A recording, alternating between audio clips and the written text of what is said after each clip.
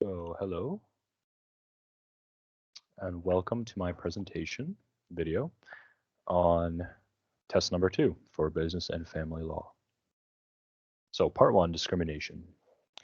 In Canada, discrimination is governed provincially by the Ontario Human Rights Code, which states that everyone has the right to be free from discrimination in 5 categories, one of which being employment. And of the many grounds for discrimination, sex is the one that we'll be focusing on in this example. Employers may not make hiring requests that contravene the code, and the Miorin test is used to determine if a standard for hiring is discriminatory. In short, the Miorin test has 3 different criteria. If all 3 are met, then the standard is a bona fide or just appropriate, whichever word you want to use, it's a good standard and not discriminatory. So number 1 is that the standard was adopted for a purpose or goal that is rationally connected to the function performed. 2, it was adopted in good faith and in the belief that it is needed to fulfill the purpose or goal. And 3, it's reasonably necessary to accomplish the purpose or goal because it is impossible to accommodate the claimant without undue hardship. So in this example with Stan Koch & Sons, a trucking company out of Minnesota in the United States, a strength aptitude test was imposed on applicants and it unfairly screened out women who were qualified for the job. And that is from a federal judge in the United States. So in the United States, that violates the famous Civil Rights Act of 1964, but in Canada, it violates the Ontario Human Rights Code under sex. The U.S. Equal Employment Opportunity Commission, or EEOC, announced that the company would have to pay $500,000 to the affected women as well as offering them employment.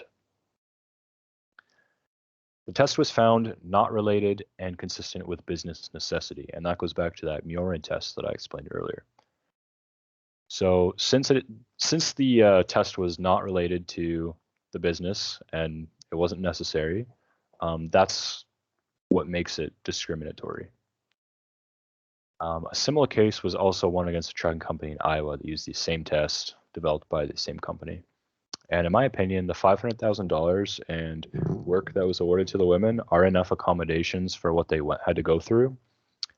They unfairly lost the opportunity to be employed in the company and earn an income. So for part 2, powers of attorney, I have this video here of Dimension. That's what he's known as online. I'm not sure what his real name is. And I will play the video.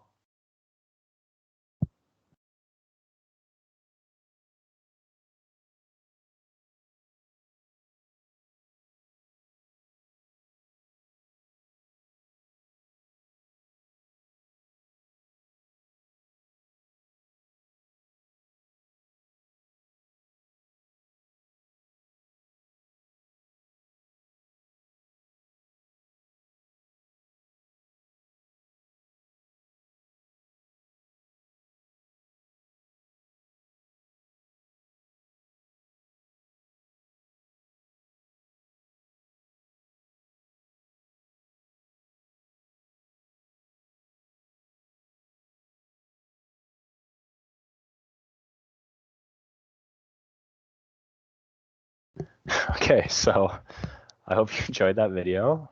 I know I did. It was certainly entertaining. The reason I chose this video is because the man in the video, Dimension, I'm not a psychologist, but he appears to lack mental capacity in some form. The way he's acting is sort of childlike. He looks like he's like mid-20s into maybe even his early 30s, and he's really excited over that action figure, and he's running and jumping and slamming down on his floor in his apartment building, and screaming at the top of his lungs. It's not normal behavior for an adult. So I would suggest for him a general power of attorney for property. The reason I don't say for personal care is because he does seem to be taking care of himself. He looks relatively healthy and clean. His apartment seems relatively tidy. But he doesn't look like someone maybe that should be handling his own finances. So I would suggest that he would grant a trusted person, such as a parent or a mentor, to do that for him. And the power of attorney would be effective immediately. So, so part 2, powers of attorney continued. I'm now Dimension's power of attorney, and his sibling is challenging this decision. She can try all she wants, but I don't think she will be successful because there are 3 things she has to prove. One is that I'm not of sound mind, which I believe I am.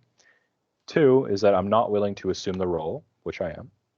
And 3, that I do not have the ability to manage Dimension's finances and assets. But since I'm studying finance, I think she's going to find that also pretty hard to prove. So I'm very doubtful that her challenge would be successful. So part 3, role of the financial planner. So tying this together with financial planning, as a financial planner, I must act in accordance with each client's needs and wants, but specifically, 3 things I can assist with are making a client's assets work for them through investments, managing their retirement plan in tax-effective ways, while obeying the law, of course, and making strategic financial decisions to grow my client's wealth. Lawyers are very necessary in making legal decisions in finance and giving advice, because as a financial planner or advisor, what have you, I would not have the in-depth knowledge of the law that a lawyer would. And so it is very important that a financial planner work with a lawyer when preparing things like a person's will, or making certain decisions, maybe with tax. Maybe a tax law specialist could help out with things like that. So it can be very, very beneficial to work with a lawyer in situations such as those and more. And some documents that I can assist with would be wills and trusts, like we talked about in class. Of course, working with a lawyer. So thank you. That's the end of my video, and happy holidays. I hope you enjoyed.